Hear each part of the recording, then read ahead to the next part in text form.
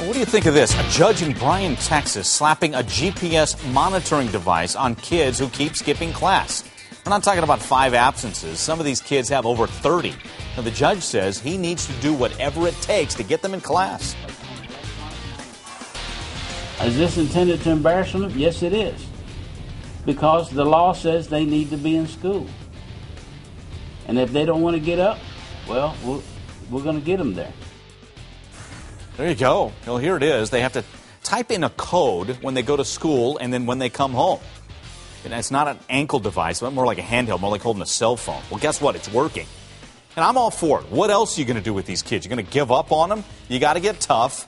You got to put some limits on them. You got to push them in the right direction. Call. What do you think? 1-877-TEL-HLN's the number. Joining me to talk about this, Ruth Waller, Assistant Principal, Truancy Officer at Bryan High School.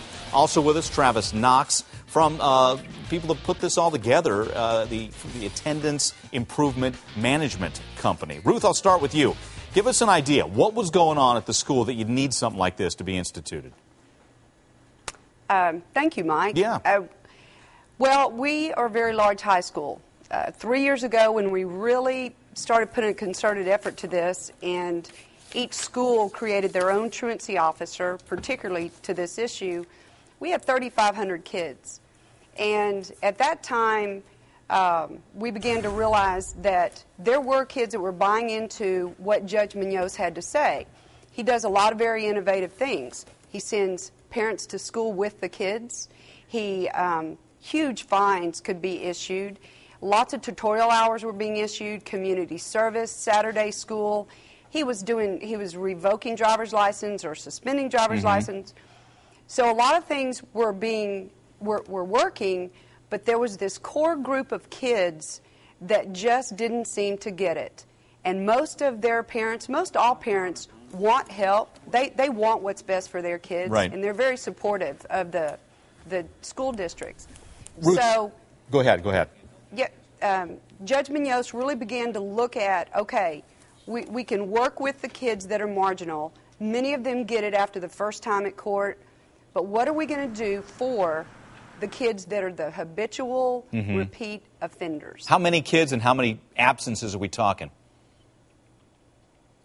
You mean like at any point in time? This core group of kids, how many of them were there and how many absences do they have on their record?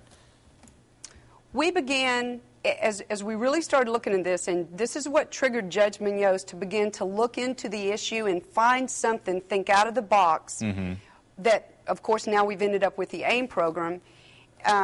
We had probably less than 5%, and now we're down less than 5% of 3 years ago, which was 3,500 kids.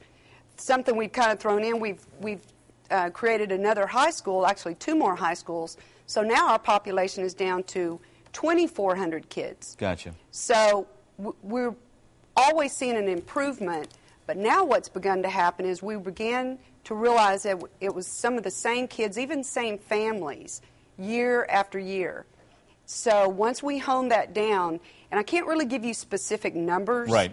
But it's very manageable now. Gotcha. Okay. But the reason for the new program was to deal with the kids who didn't buy into what the school had to offer, what their parents had to offer, and what the judge had to offer. Hey, Travis, how'd you link up with the judge here to make this happen? Judge Munoz, we had we knew and we had read some articles that he was looking for new creative ideas and ways to combat truancy. And through that, we reached out to him, actually, and we presented our program. And GPS is something that is getting a lot more attention, obviously, throughout the nation and with these school districts. And what we did is we have a program that's been developed since 2005 that is much more than GPS.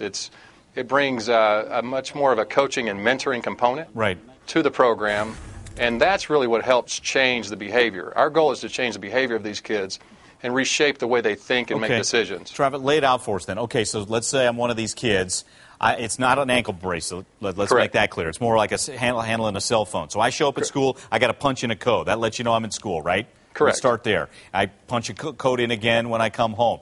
Now, and that's all well and good. I see the numbers there, 98% success rate during the time they're wearing it, and doesn't fall off much after that, the month after that. We're correct on that front? Yes, correct. Okay. Exactly. You mentioned the coaching. Well, how does that play in, and who's coaching these kids or mentoring them? Well, what we have is we have people throughout the communities within the school districts that we're in, and we find people that our main criteria is people that are able to work with these at-risk kids, and a lot of the times it is people in the community, whether it be teachers, coaches, volunteers that work with at-risk kids on a daily basis. So it's people that are familiar with these students and how to communicate with them. And what are you telling them? The importance of going to school and getting their act together? Is that the basis of the message to the kids? Right. The first goal is to align with the kids and gain the respect of the kids, to gain their trust. And what happens is the first thing we tell them when we put them in the program is we're not here to judge you and we're not here to discipline you. We're here to help you succeed. Right. And the first objective is, do you know what success is and what is success to you?